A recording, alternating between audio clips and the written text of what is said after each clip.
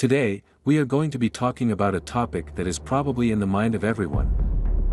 Are we edging close to World War III? We are going to look at all the players and possible scenarios if such happens. Let's go.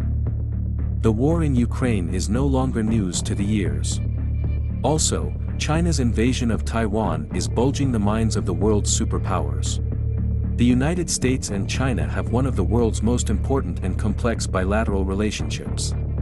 Since 1949, the countries have experienced periods of both tension and cooperation over issues including trade, climate change, and Taiwan. What's up with the rumors? China's yuan has replaced the US dollar as the most traded currency in Russia, a year after the invasion of Ukraine led to a slew of Western sanctions against Moscow. The yuan surpassed the dollar in monthly trading volume in February for the first time, and the difference became more pronounced in March, according to data compiled by Bloomberg based on daily transaction reports from the Moscow exchange. Before the invasion, the yuan's trading volume on the Russian market was negligible. In the aftermath of global financial exclusion, Russia has had to make some strategic adaptations. The West's sanctions had crippling consequences, and the Kremlin scrambled to find alternatives. In light of these developments, China became an important ally, and the yuan, its currency, has taken on a more prominent role. It is telling that in Russia, the yuan has surpassed the United States dollar, USD, in trading volume, a feat achieved a year after the Ukraine conflict, which triggered a series of sanctions against Moscow. As Russia and China band together, one wonders what other shifts will take place and how they will shape the future. The bond between Russia and China is growing stronger, with both nations seeking to bolster their positions on the global stage. Their alliance has spread across various spheres: military, economic, and political. Russia and China have formed a closer relationship in recent years, but they have not formed an official alliance. However, there are several reasons why the two countries have been working more closely together. 1. Economic cooperation. Both Russia and China are major global players with significant economic interests. They have been collaborating in areas such as trade, energy, and investment, and have signed several major economic agreements. 2. Strategic interests. Both Russia and China are concerned about the influence of the United States and other Western countries, and see each other as important partners in balancing that influence. They share a common goal of challenging the dominance of the Western world in global affairs. 3. Military cooperation. Russia and China have conducted joint military exercises and have collaborated on arms deals. They have also been working to enhance their strategic partnership in the areas of defense and security. 4. Political support. Russia and China have been supporting each other politically in international forums, including the United Nations. They have been working together to promote their shared interests and to counter the influence of the United States and other Western countries. Now, to the question in our minds. Who's likely to win between China and USA? A great deal has been written about the possibility of a war between the US and China. It tends to be measured in theoretical terms, and much of the analysis centers on exactly when it might occur. But the vital question is really quite simple: who would win? Of course, no one really wins a major war. But the best way to avoid having to go to war at all is to convince your potential opponent that they almost certainly would be the biggest loser. The military balance between China and the United States is complicated, and requires thinking about budgets, numbers of warships and aircraft, geography, alliance systems and technology, especially undersea capability, cybersecurity and space. Let's start with dollars and yuan. The US defense budget is fairly transparent, at least in terms of total dollars. Defense spending was around $714 billion in the 2020 fiscal year, and is likely to increase to $733 billion in 2021. Somewhat opaque, China's defense spending is certainly smaller, with this defense budget set at 1.36 trillion yuan, $212.6 billion, a 6.8% increase from the previous year. But China does not have the high personnel costs of an all-volunteer force, and their military activities are largely focused on East Asia, not the very expensive global footprint of the US military. And a significant level of their spending does not appear on the public books. Overall, in terms of resources, the US has an advantage, but it is not as overwhelming as it appears. In terms of simple numbers of warships, China is already leading the US, roughly 350 to 300, in combat vessels. And the Chinese shipyards are pumping out new warships on a near-weekly basis, especially relatively low-technology patrol missile boats, corvettes, and frigates.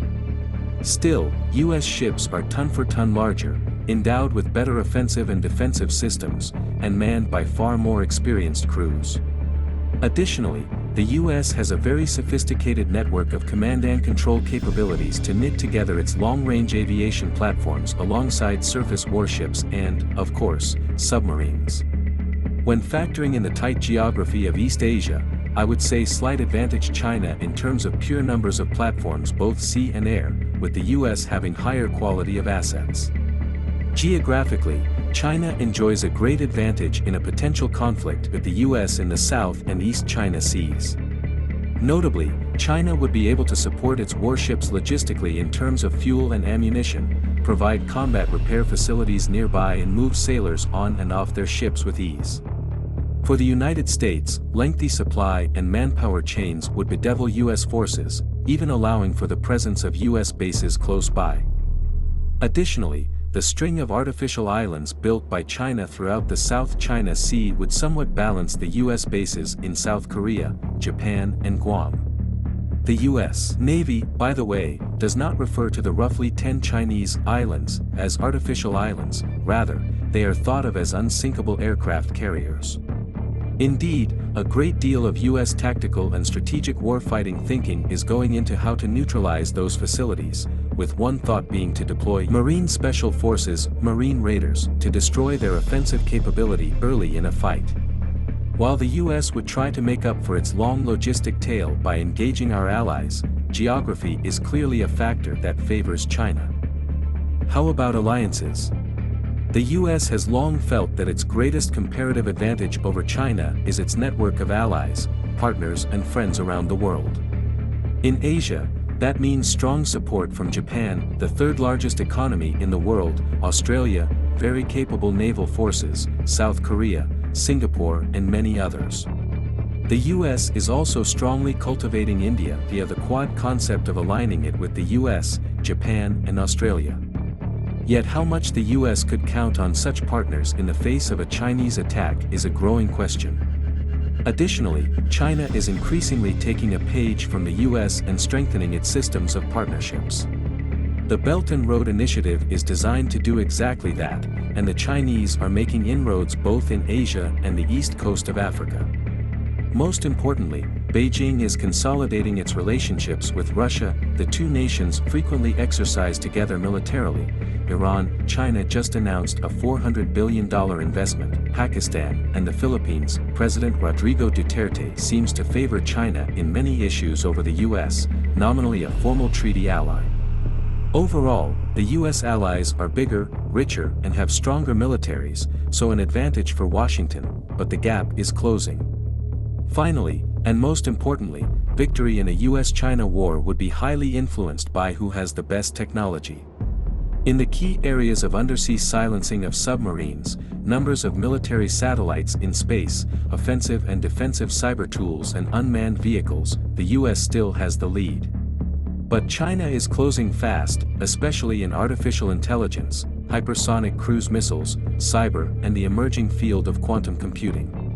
The recently released National Commission on Artificial Intelligence is telling in this regard. Again, slight, but closing, advantage to the United States.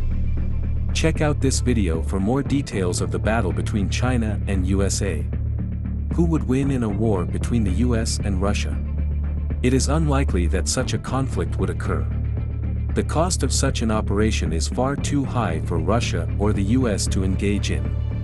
The Russians could, allegedly, invade Ukraine or the Baltic states. This is very unlikely since Russia receives much better revenues from these states as energy clients than it would internal states needing subsidies. Nor is it likely that the Russo-American cyber war would spill over into hot military encounters. In the narrowest sense, one wins a war by preventing an opponent from achieving objectives against one's adversary. Example, if Russia attacks the Baltic states, NATO wins if it can prevent Russia from occupying these countries. In the widest scale, one wins by eliminating the capacity of one's opponent to wage war altogether. In a nuclear war, NATO wins if it can neutralize Russia's ability to wage war while maintaining adequate warfighting abilities of its own. Both sides would working for a narrow win and want to avoid escalation. Russia is also aware that the US/NATO are too strategically nuanced than to boldly violate Russia's borders with a military invasion. But, should such a conflict over the Baltic states arise, the US/NATO superiority in equipment quality, quantity, personnel training, and international political support, the ultimate victory would likely, in the long run go, to the US/NATO.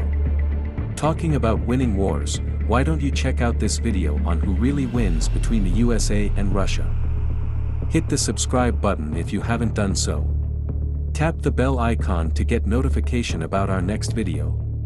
See you in the next video. Bye.